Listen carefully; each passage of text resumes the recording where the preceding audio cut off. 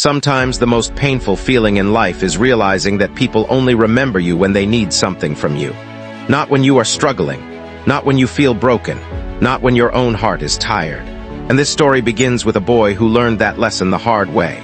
In a quiet village surrounded by dry fields and dusty roads lived a 23-year-old boy named Zayan. He was known as one of the kindest people in the village.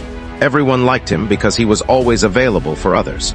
If someone needed help lifting heavy bags, Zayan helped. If a neighbor needed money for a few days, he gave whatever little he had.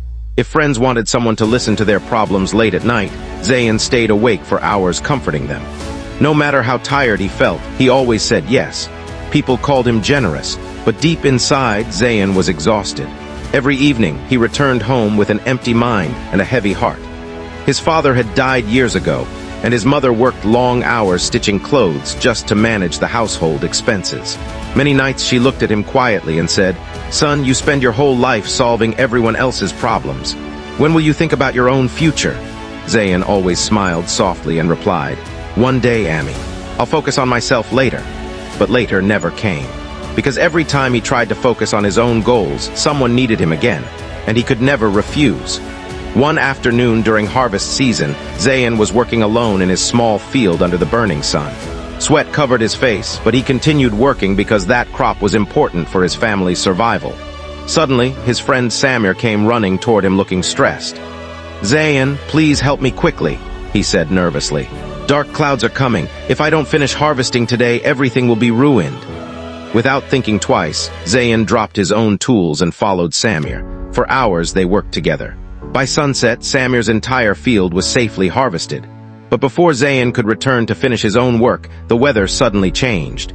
Strong winds blew across the village. Dark clouds covered the sky.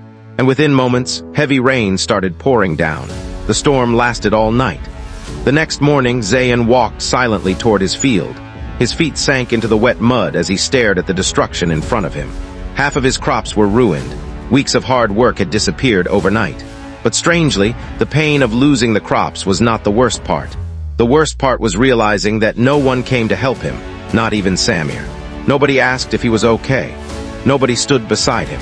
For the first time in his life, Zayan understood how lonely kindness can feel when it is never returned. That night, unable to sleep, he slowly walked toward the edge of the village where an old man named Hakim sat every evening under a dim lantern. Hakim was respected by everyone because life had taught him difficult lessons. Zayan quietly sat beside him. For a long moment, neither of them spoke. Then the old man looked at him carefully and said, "You have the eyes of someone who gives too much to people." Those words touched something deep inside Zayan. He looked down and whispered, "If I stop helping people, they will stop loving me." The old man gave a small, sad smile. Then he replied calmly, "People who only stay close when you are useful are not loving you, son, they are using you." The wind moved softly through the trees. And for the first time, Zayan truly thought about his own life. The next morning, Samir returned again asking for another favor. But this time, something inside Zayan felt different. He took a deep breath and quietly said, "I can't help today, I need to finish my own work first." Samir looked shocked, then disappointed. Within seconds, his warm behavior disappeared. "Fine," he replied coldly before walking away. That moment hurt Zayan deeply. Over the next few weeks, many people became distant from him. The calls became fewer. The visits stopped. The village suddenly felt colder than before. And at night, loneliness sat beside him like a shadow. Sometimes he wondered if setting boundaries had been a mistake. But slowly, his life started changing. For the first time in years, his own work was getting completed. He had time to rest. His mind became calmer. His body felt lighter. And one evening while drinking tea beside his mother, she smiled at him gently and said, "You look peaceful now." Zayan stayed silent for a moment. Then he realized something important.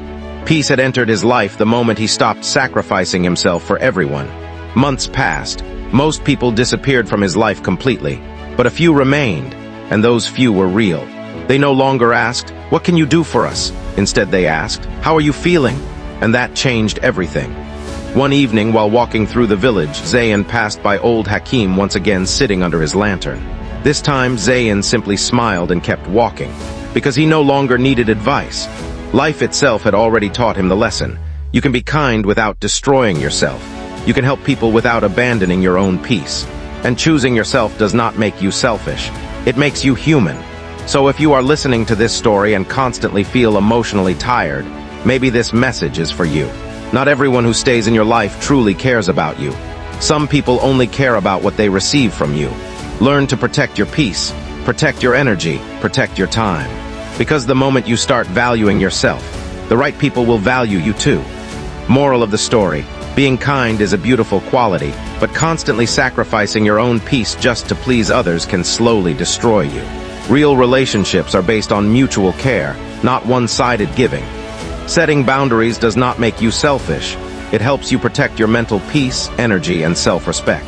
The people who truly value you will stay in your life, even when you stop being useful to them.